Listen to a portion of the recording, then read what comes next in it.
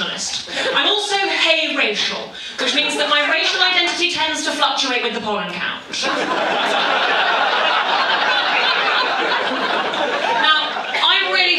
White people want to understand their privilege, they really need to try identifying as black every once in a while. Well, I've been identifying as black since February, and honestly, the prejudice I have experienced is just horrific. Like, you would not believe the looks of disapproval that I get from people whenever I tell them that I'm a person of colour.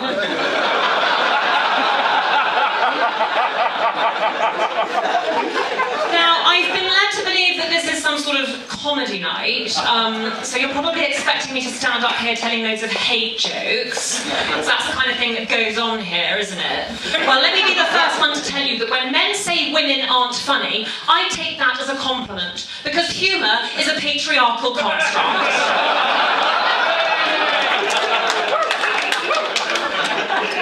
Personally, I will only ever go and see a comedian if she's a feminist. And actually, I really do admire this new brand of super feminist comedians who are like totally subverting the genre by making sure that it doesn't actually make anyone laugh.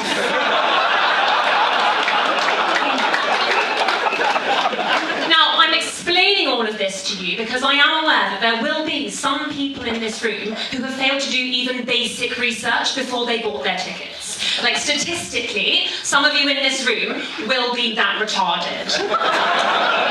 Now, I do understand that my use of the word retarded can be really triggering to members of the spastic community.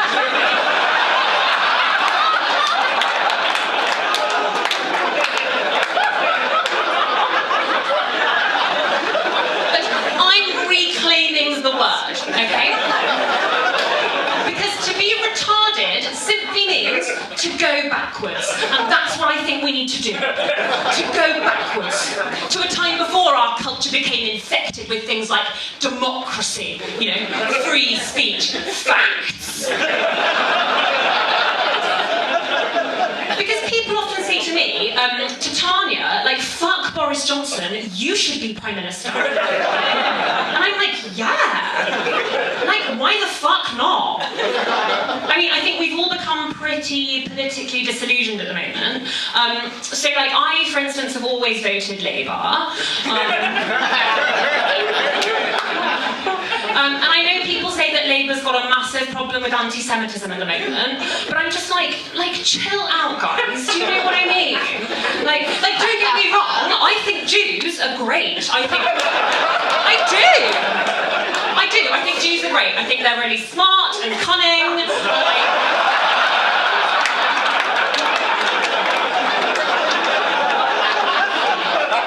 No, seriously, they're great. They are. And like, I love all that Jew stuff, like bagels, like yummy. Like, Barbara Streisand, she's really cool.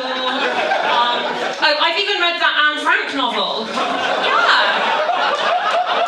You know the one, it's a bit stupid, it's about the girl that gets stuck in a cupboard. It's really good, you should try it. But the thing is, like, as much as I love Jeremy Corbyn, I can't quite get past the fact that he is just a straight white male. So I think that if Labour really want to succeed, they should get a new leader, like preferably a queer woman of colour, someone like Diane Abbott. So what's going to happen now is that I'm going to tell you a little bit about my activism, because it's something that's really important to me. So, like, there's supposed to be a lighting change, but I'm guessing it's a straight white male behind the... Yeah, fine.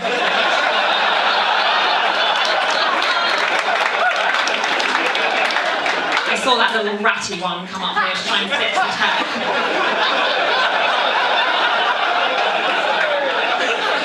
Mansplaining how to work my own laptop. Don't worry, the police have been called. Yeah, so activism is very, very important to me. Last year I spent some time in Namibia, helping poor Africans.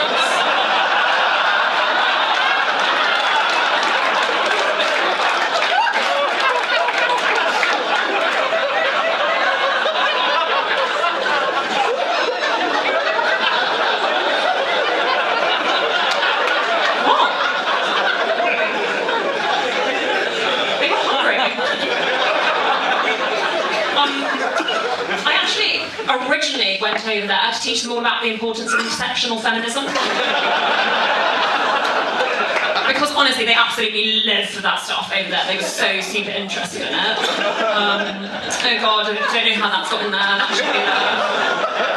That was just me one morning. Didn't even know the camera was on me, to be honest. My activism really is like a properly full-time job. Like, I take it really, really seriously.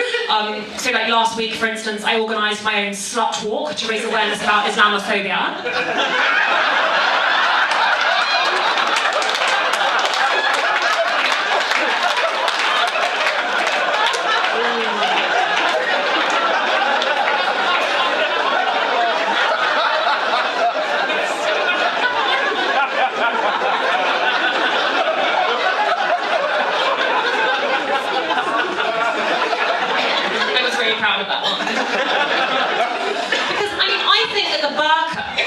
Is a total feminist symbol. Like, I keep reading about all these Iranian feminists who are like going to prison for taking their veils off.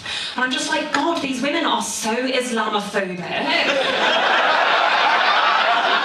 like that whole thing with Shamima Begum. You know, I actually know her really well. Like, she's a really nice girl. We're really good friends. Yes, she ran off to Syria to join an illegal death cult. But she was 15, for fuck's sake. I'm sorry, but my sister got caught stealing a croissant on her gap year in Marseille, and we let her back in.